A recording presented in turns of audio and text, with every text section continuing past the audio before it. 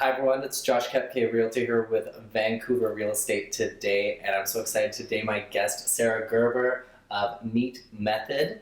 She is a professional organizer, and today we're going to talk about really how to keep your home organized, what to do if it's in shambles, because this stuff is really important when it comes to selling down the line. And it's also, if you're not able to move at the moment for whatever reason, financial, timing, you've got just things that are keeping you in place for the moment. She has some tips to maybe help you make better use of your space so you can feel like you have more space even if you don't have it at the moment. So thanks for inviting me over to NEAT Method HQ here. Welcome to my home. So here's the thing, homeowners, homebuyers, investors, we all want to find that perfect property to move into and to eventually sell for a profit. And we want to make that purchase in a place with affordable, safe, quality homes, communities, and businesses. Why? So we can actually enjoy our lives, take vacations, and spend the quality time we want with the people we love. How do we do all this without risking a fortune and running ourselves ragged? That's the big question, and this show is dedicated to the answer. Like you said, I'm a professional organizer, so NEAT Method is really about helping people create sustainable systems in their home that are beautiful and help them live a more efficient, effective life so that their space really serves them the best as possible. So I work with all sorts of people, couples, families, bachelors, in all stages of life. And professional organizing can be applied to almost anyone in any scenario. Just working with a bachelor, because I know what my place looks like at home, and it doesn't look show ready ever. Well, that's exactly where we can come in and help. Oftentimes it's actually, they'll get us to come in right when they move into a space. So It's awesome when we can come in right at the beginning stages, help them unpack, set up their home, make it look like their mama got them all ready to go. So that their closets are working for them, their kitchens are efficient and set up so that they can actually cook. And we also help, we would remove any of the boxes from their move-ins, or any items that they're not wanting to keep in their new home. So all that stuff we can take out and get rid of them so that they're completely set up and ready to entertain and bring friends and family into their new space and don't have piled up boxes in the corner for months and months.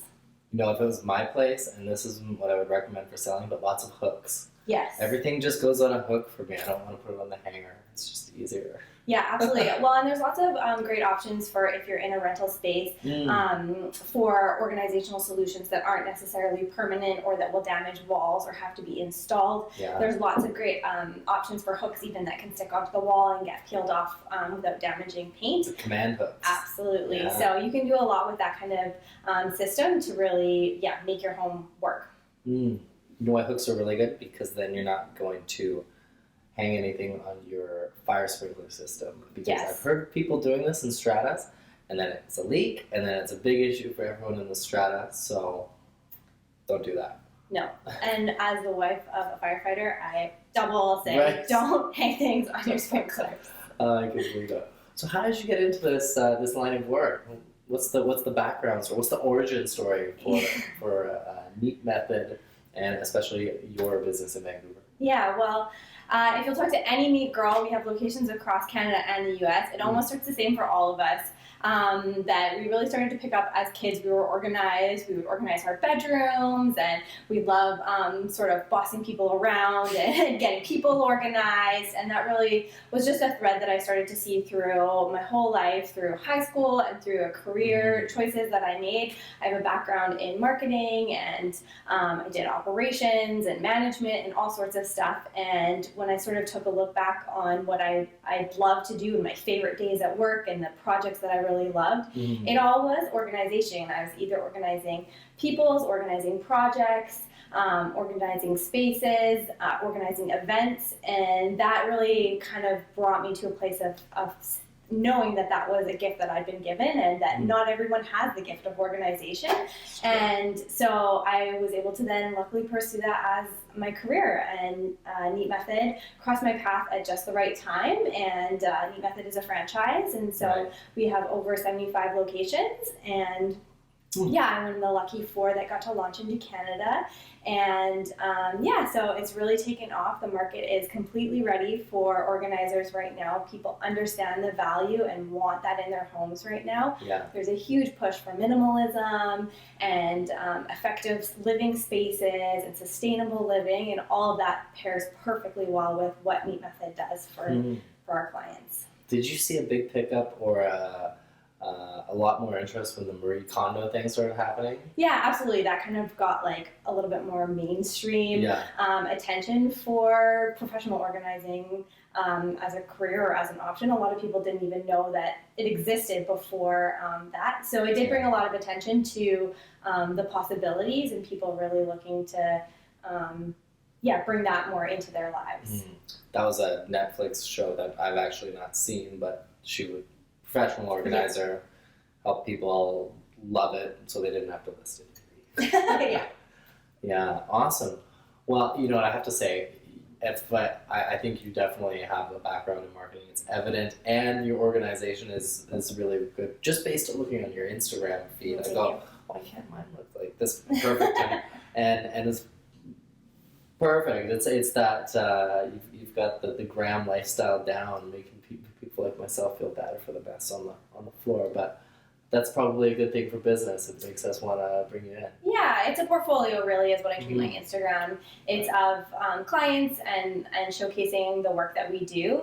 And a lot of it is filled with tips and things to inspire you of how you can bring the NEAT life to your own space if you're not in a spot to be able to hire us in to come and do it. You know, even if it just starts with one little drawer, bringing that order to a single space can start sort of the momentum and how that trickles into the rest of your life. So what would you say is like a first step or a tip that you'd be willing to share with people today? Definitely start small. I think anyone who's looking to become more organized usually tends to be very disorganized, so it can be a bit overwhelming at first. And so really start with something small, and whether that's just a single drawer or a closet. The junk drawer is always a really satisfying What do you do with the drawer? place to do I have start. to buy a bunch of containers or? You can definitely. That's kind of where we come in and we can help you pick out the exact products that you need. But using what you have is also a really great option. So we always say take everything out of this space. So empty that drawer completely and start sorting all of the items, categorizing them into the things that you need, that you don't need, that maybe belong somewhere else in the home, or that can get donated, recycled, or put into the trash. And then once you sort of know exactly what should go back in that space and what belongs in that space, that's when you can start mapping out the product that you use, whether it's drawer dividers or inserts or containers or bins or baskets. Then that's when you start putting everything back into its home. I really like what you do with the repurposing the peanut butter jars. Yeah, that is a nice touch. That's my little pantry hack. Because I've started not throwing out these jars that I have from products, mostly just because I don't want to be bothered to separate the garbage, so they get stored in the pantry. But I end up with so many of these extra jars, so if you have a good way to reuse those, it makes you feel good. If it keeps your place a little more organized, that's nice too, and maybe it makes for a good Instagram photo. Yeah, well, I've been surprised how many comments I've gotten on that, actually. Really? But yeah, it's great because I have all matching jars. I spray painted the lids black and wrote labels on top of them so we know exactly what everything is. And yeah, it's a great way to kind of be a little bit more earth-friendly, and having the glass jars in the pantry to refill makes it really easy to know what I need to shop for, and it looks really cute too. Super cute. So tell me about some of the people you've worked with or projects that you've worked on with people, because I imagine if your experience is anything like me, we do go into people's homes, and it's great when they look really nice, but more often than not, it's can be like a bomb went off, and a lot of people they warn you before you come in. Yeah, well, it's always a privilege to walk into anyone's home, and I'm sure you know that you're always entering a very sacred space, no matter what their home looks like. And so we don't take that for granted, and we are very non-judgmental. We've walked into all sorts of circumstances, so your home is no worse than anyone that we've seen. You don't tell them a bomb went off in here? You gotta do? No, I mean, anyone that's asking us to come in to help them, they know that they need help, and it always comes from the root of there's always something that's happened to get them to that point. It doesn't happen overnight. You don't get disorganized in a day. And so really working with our clients to kind of peel back the layers and help them understand why it got this way and how we can set them up for success in the future. Because there's no point in us coming in, fixing everything if we haven't actually solved the problem of what's going on. Whether that's just their kids' spaces aren't set up, so their kids don't know how to put away their clothes or how to get dressed, or their kitchens aren't set up efficiently, so their blender's over here, but their supplements over here, and their coffee maker's here, but their coffee is actually over here, so the kitchen's kind of a mess and not working for them. So there's lots of different reasons why homes get disorganized. But yeah, we can kind of come in and help make sense of that and set some goals for what we want it to work for the family, and then that's when we sort of start implementing step by step to get the family there. So tell me about the toughest one you've had to do to date. You don't have to name names. I don't really find, to be honest, because I love organizing, I don't really find any of them the tough. Because the hardest, the harder they are, the more fun they are for me. What was the funnest? So I think move-ins are my favorite. So any kind of large-scale move-in where we're doing multiple rooms at a time, and we're kind of managing all the boxes coming in, because we don't know what's in every box, and sometimes the homeowners have packed them and not us, so then we don't know what's necessarily in each box that we're opening. Even if they're labeled, you're kind of like guessing. So yeah, multiple rooms, multiple boxes, and yeah, you just don't really know what you're getting into, but it always gets worse before it gets better because we have to open everything out, we have to pull everything out, lay it all out, sort it, so then it really does look like a bomb goes off, and that I warn the clients about because it gets way worse, and then that's when we start categorizing and putting the systems in place and knowing where everything's going to go back in, and then that's when it kind of clicks and starts to all come together. But yeah, then that's the best when you get to bring a client in at the end of the day and they get to see this amazing space that's set up so intentionally and with such a good flow, and that they're just blown away by, like, they get to just now live in the space, they don't have to spend that 2 hectic weeks of trying to unpack and feed your kids and like go to work and come home and unpack a few more boxes at night, and then you have a stack of boxes you have to go deal with and take down to recycling. Right. We take care of all of that. Nice. So yeah, that's a really rewarding to do a big move in. That sounds so much more convenient than any of the moves I've done. Yes. Right? Wow.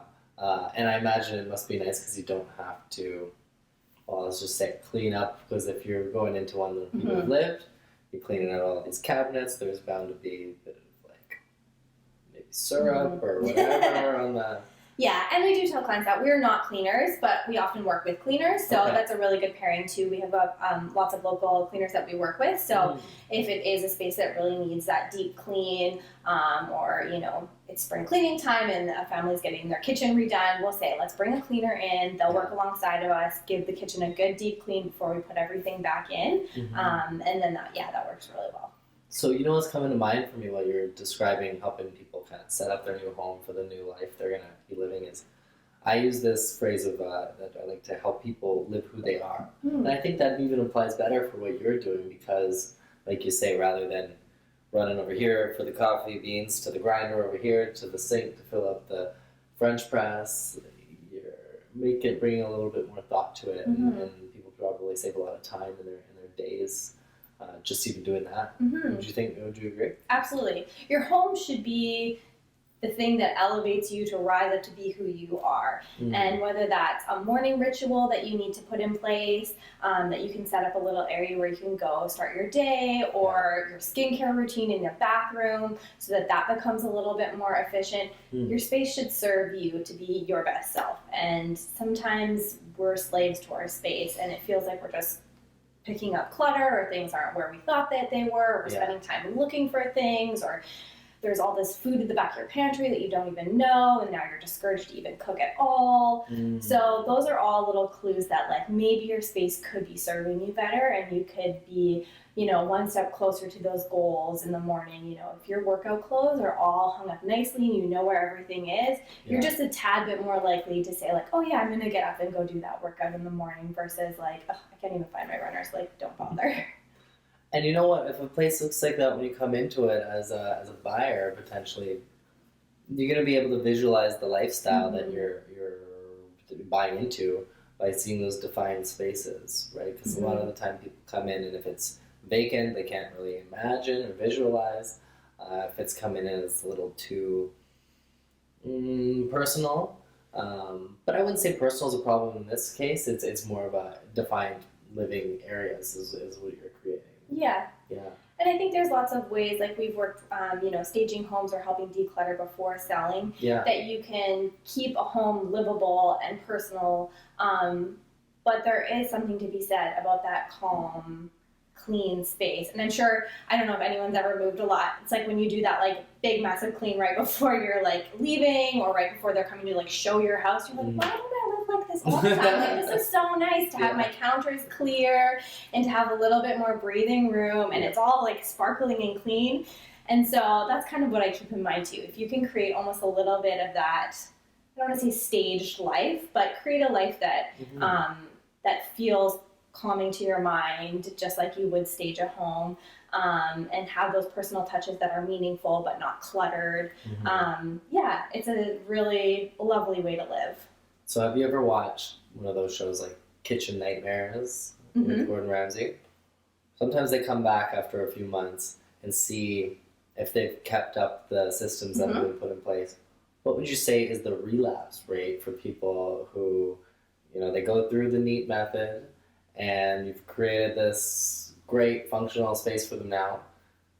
Is it hard to keep it up? I feel like I might have a hard time changing my ways. It's honestly, that's one of the biggest surprises that I've seen. I actually thought it was going to be kind of better if people relapse, because then they'd be like, come right back, and I could come back. But really, people are keeping up their systems. And I get that all the time. Like, I'll check in with clients or we'll go back to their house to do another space. And like, I snoop and I'm like, oh, what does their pantry look like? And I'm really shocked. Once the system is in place, it is a lot easier to maintain. You're far more likely to put the shirt back in the spot that it goes when everything else is in place, rather than just tossing it on the floor. And like same with the pantries. Once you have a system working in your pantry or in your kitchen, you're way more likely to do your dishes or to put your items away or to not buy things that don't fit into your pantry once it's in place. So I've been really very pleased with all of my clients. They've really kept up their systems far better than I actually thought that they would. That's amazing. Yeah, I think I would be a snooper too. And it's good to hear though that it's not like this isn't something I'm gonna have to do every quarter. Like, oh, we gotta call Sarah. It's gone to hell in a handbasket. Most of the time, if there are changes, it's usually when like there's a family change, like there's a new baby coming along, or like a grandparent's coming to live in the home, or they're into a new home or a new space, or doing a renovation or something like that. More kind of like a larger life change or a seasonal flip on a closet or something like that. Sure. So yeah, more of those like larger life seasonal changes, not so much just relapse. Yeah. Yeah, that's good. Relapse is not a nice word. What I was just thinking when you mentioned some of the life changes and renovations, I thought, have you ever done a garage? Yes. What does that end up looking like? Because, when we were kids, the garage was kind of dad's space and this and that. I don't know if it's quite like that anymore. It's more of a storage area. You said that yourself. You moved out here to Langley, and a big part of it was you needed a garage space for this business. Yeah, so everyone's garage serves them differently. I do think that, it kind of tends to be a bit of a dumping ground. And that's one thing when people are calling us in, that's always what I ask them first. Like, what are you looking to use your garage for? Do you want to park your vehicles in it? Do you want to use it as a play space for your kids? Do you have a business that you're storing inventory? There's lots of different ways people are using that square footage in their house these days. And garages are always a lot of sweat. I would say they're always physically demanding as an organizer to go into a garage, because you're dealing with heavy things and lifting things and mounting, tracking, and all that kind of stuff. But garages are my favorite transformation, because people can't believe either what they had, they didn't know that was in there because it is packed with stuff, or they're just like so blown away by the functionality of it now. Even if it's just like setting up a recycling system so it's easier for them to sort their recyclables and easier for them to get their garbage cans in and out to the curb, or storing their strollers so that it's easy for them to like pull their stroller in and out and go for a walk with their kids. So yeah, garages are really fun, and there's lots of really amazing like tracking systems that can be added to get your items off the ground and really like use your vertical space, as well as like getting some really nice sealed totes so everything stays dry and safe, especially in such a rainy climate. A lot of items can get damaged in garages if there's any leaking or anything. I mean, even just having your vehicle soaking wet in there can sometimes have enough moisture. So yeah, getting the airtight bins is a great way to also keep all your stuff safe. Speaking of vehicles, is there a neat method for my vehicle? Because my car is always a mess. We have lots of tips and tricks on how to organize your vehicle. I actually haven't organized a vehicle, but I'd be totally up for it. But yeah, it's always the same system. Take everything out, decide what really needs to be in your vehicle. Lots of people are using their vehicle as mini offices. Yeah. So set yourself up for success, whether that's some file folders or some systems where you know you have your office supplies, your chargers, you know, your stack of business cards. Don't just leave that all on the seat. Give yourself a little bit of structure to set that up.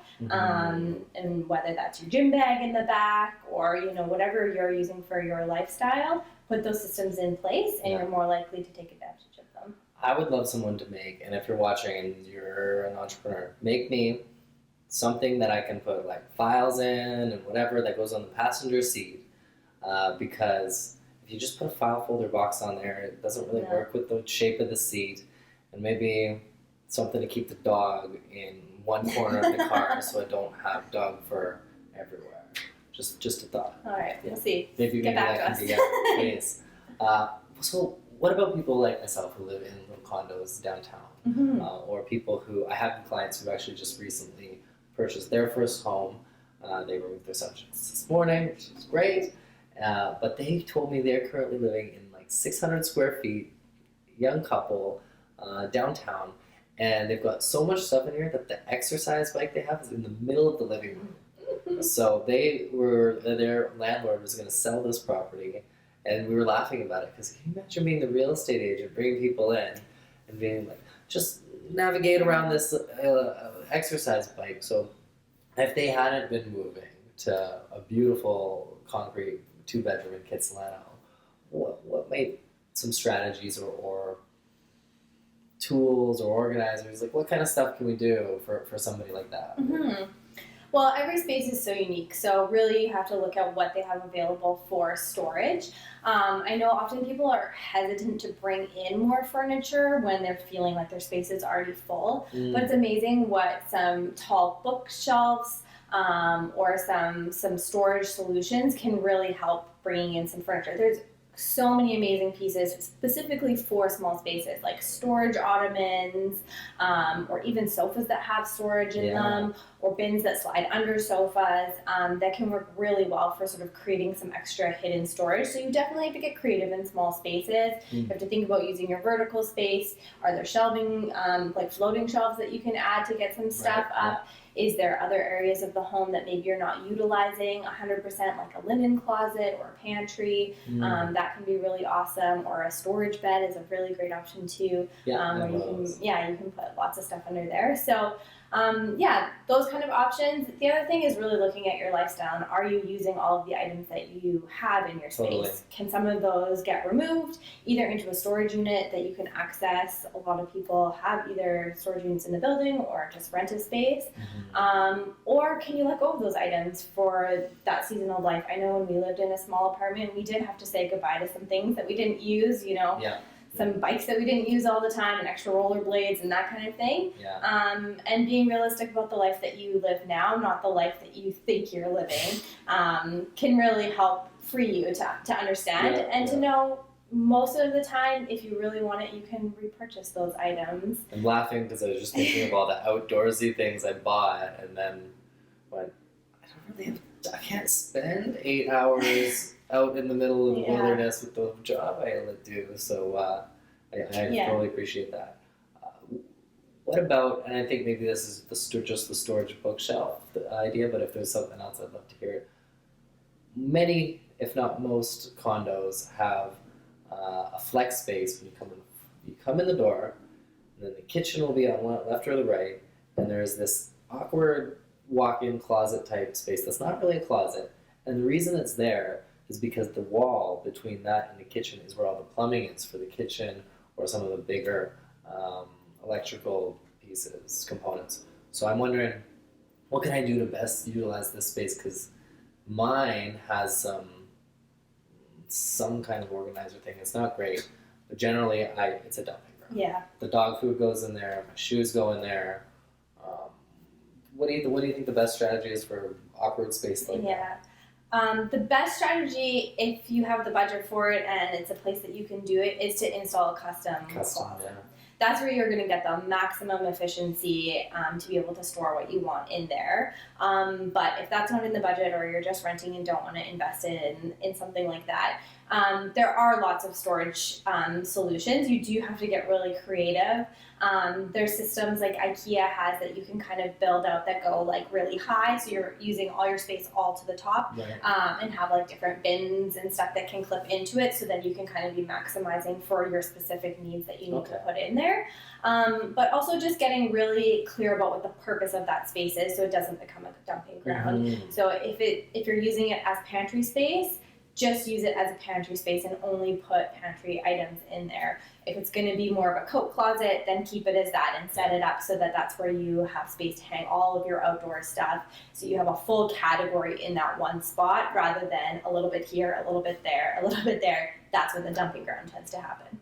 You might need to come over. I'm just thinking, this is if only to have her over to do your flex room. It sounds invaluable because mine's got 4 years of receipts, mixed and matched, shoes, dog stuff, broom. Yeah, it's everything. It's a catch-all. So I think, yeah, this sounds really valuable to have. You know what I really think as well is just to have your expertise and on what storage solutions are out there, where the best bang for the buck would be in terms of those, what to use and where to get it from.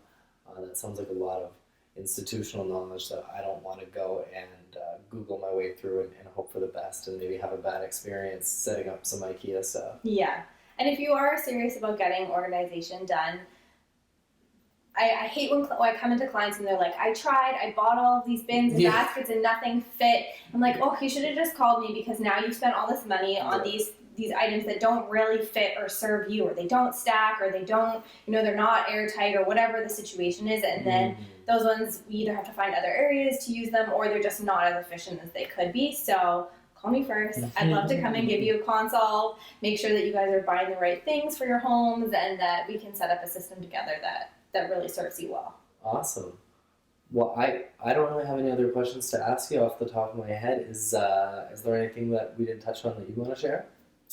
The only other thing I was going to mention was that one goal that we're really working with NEAT Method this year is about sustainability and green living. And so we really work with our clients to make sure that any items we're taking out of their home get donated to the right charities. Yeah. We like to donate to the Women's Shelter, the SPCA, awesome. Any kind of computers or electronic stuff, that'll get separated and recycled properly.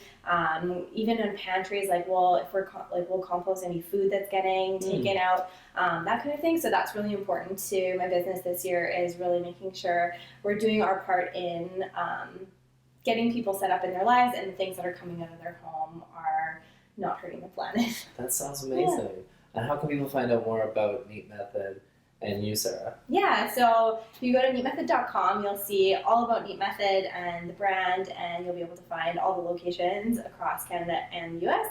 And then my Instagram is Vancouver Neat, where you can find my portfolio of projects that I'm working on and follow along with the stories, my before and afters. I know they stress you out if I don't post my afters too quickly.